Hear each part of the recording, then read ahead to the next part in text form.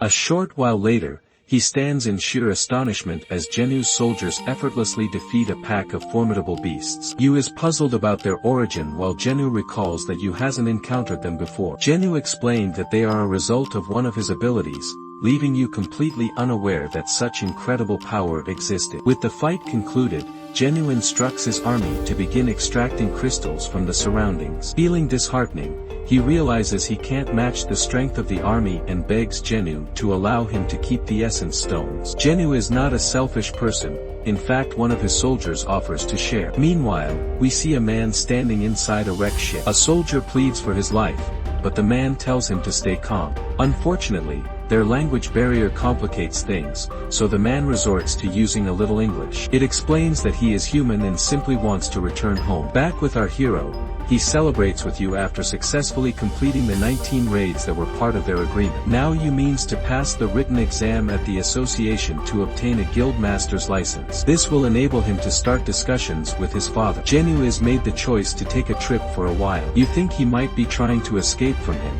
but Genu clarifies that he simply had too much to drink. He was grown accustomed to feeling pushed away largely because of his older brother, who is 10 years his senior, has never shown any affection towards him. They never shared any typical brotherly moments. In contrast, Genu was done so much to support Yu, leading him to wish that Genu were his real brother. Sensing his pain, Genu is sure he is him, that from this day forward he will treat Yu as his little brother. Meanwhile, a mysterious man is being held captive and investigators are puzzled about his origins. He claims to be a foreign hunter who got trapped in a gate a decade ago, has been unable to escape since. At one point he managed to discover an exit that led him to a gate in America. The investigators are concerned that he could be a humane-owned magical beast, so they have enlisted the help of an S-rank hunter. That hunter is Dong Su, and they are curming waiting for him to conduct the questioning, as all they know about this individual is that his name is Ion. Later, Genu tells his sister that he will be away for a week. She mentioned that he has been quite busy lately and wonders who he will be traveling with. Genu,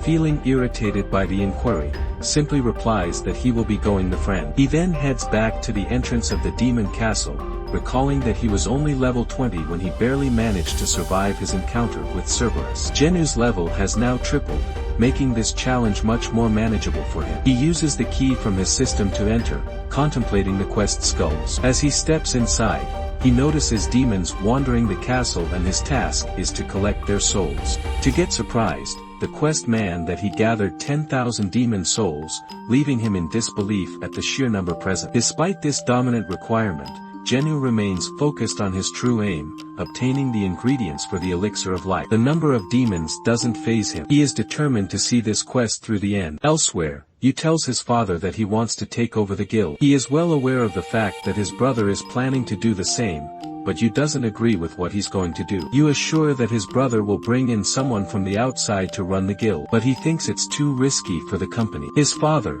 however, is more concerned about who he has become friends with. He's talking about the hunter, Genu. Genu was present for 3 very mysterious and controversial events. The double dungeon, the raid Hung Steam was wiped out in, and the incident where a surveillance team hunter murdered a group of convicts. Genu was not only present, he somehow managed to survive these 3 very dangerous events. Now he was present in the 19 raids Yu cleared so he could become a master hunter. Han has also heard that Genu was involved in Redgate incident, and he led the survivors to safety. It's clear that Yu was only able to get his guild master license because of Genu, and Han is insulted that his son would use such backhanded tactics to get control of the guild. Yu admits to going about it the wrong way, but he believes that he knows what's best for the guild. Just Han shockingly agrees to do things Yu's way, but only on one condition. He has heard that the White Tigers Guild is planning to scout Genu ever since the Redgate incident. Genu was clearly someone of interest, so Han wants him with their guild instead. He wonders if you can arrange this,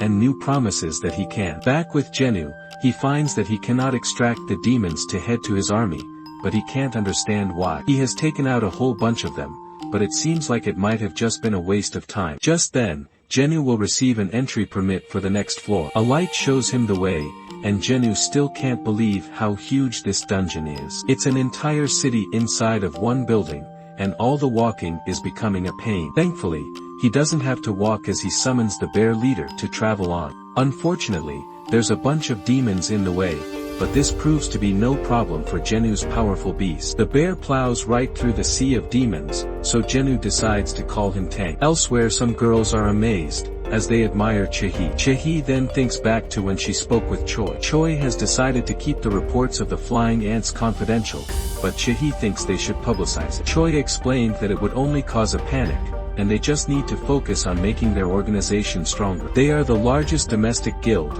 and getting stronger is the best way for them to expand. Back with Genu, he has taken out even more demons. He was afraid that this was an E-ranked dungeon when he first received the key, but the demons he has been fighting seem to be around the upper end of B rank. There's a ton of them, and they keep getting stronger the higher up he goes. However, by only killing the demons he needs to pass each floor, Genu has been able to make some pretty easy progress. Genu predicts that there will be 100 floors in this castle, just like there was in the tower, so he wonders just how strong he will be when he reaches the top. As Genu reaches 4,000 souls collected, he reminds himself to keep track of his supplies. He also has to keep his promise to Gina, of only being away for 1 week. So it's quickly becoming a race against time. Eventually Genu reaches the 10,000 mark of souls collected, and he wonders how much further he can go. He encounters a group of powerful monsters, and its leader's name is Inrad, indicating that it's incredibly dangerous. It's called Vulcan,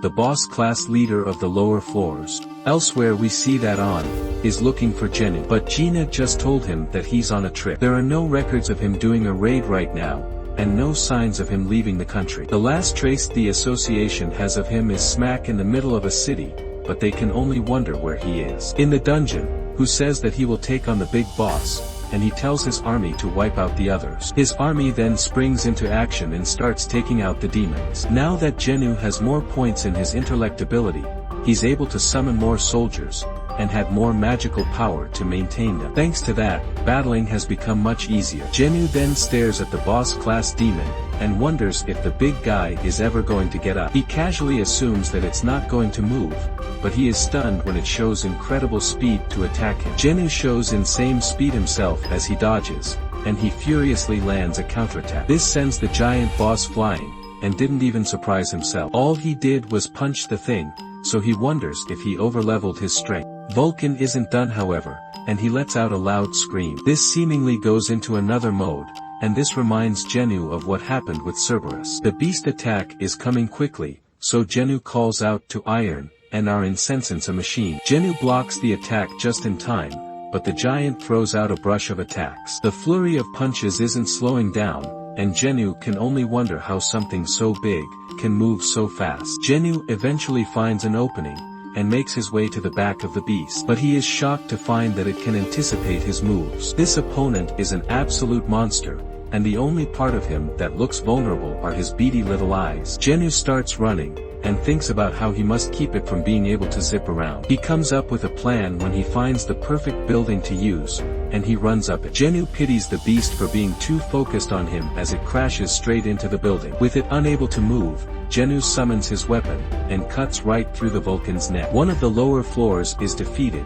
and Genu receives the item called World Tree Fragment. Elsewhere, Yen is questioned by Deng Su. Deng Su has heard that Yen is a magic beast who can talk, but he denies it. He agrees to do any kind of testing they want, including DNA. But Deng Su doesn't want him to speak, unless he asks him a question. Deng Su is actually annoyed after having his fun ruined, and he has a look at Yen's paperwork. Yen would like to ask him something, but Deng Su tells him to quiet down. Yen asks anyway, and wonders how much humanity has learned about gates and magic beasts. Deng Su has no clue what he means, so Yen explains that the dungeons, the gates and the beasts are all just the tip of the iceberg. He warns that the power capable of bringing forth the ultimate catastrophe has awakened. He can't see any more, but reveals that his goal is to divert this catastrophe. Deng Su has had enough of this nonsense, and reminds Yen that there are millions of hunters around the world. If enough of them gather their power, they can stop any threat.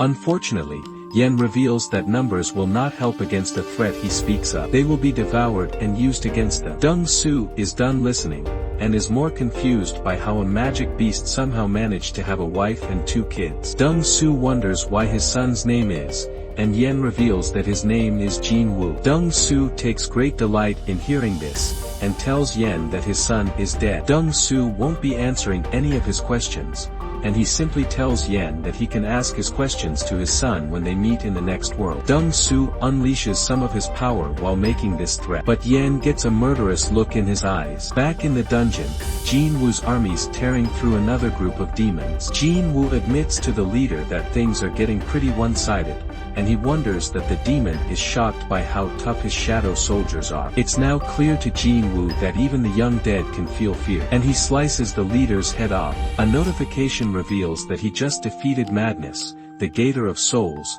and Jin was leveled up even more. Back outside, we see that a major disaster has destroyed part of the city. An investigator has heard that fights between his ranks could change the shape of the landscape, laying waste to everything in sight. He considers everyone to be fortunate, however, that this fight was limited to just this area, as it could have been much worse. The entire thing happened so fast, and it was almost instantaneous. He can only watch the aftermath as Deng Su was completely defeated, faster than the damage could even spread. Back in the dungeon, Jin Woo has run out of food, which means that this is far as he can go for now. He has gotten to floor 75, and there's most likely only 25 left. That's still a pretty long way to go, but the games were worth it. He received a necklace from the skeleton he just defeated, and an earring from the beast on level 50.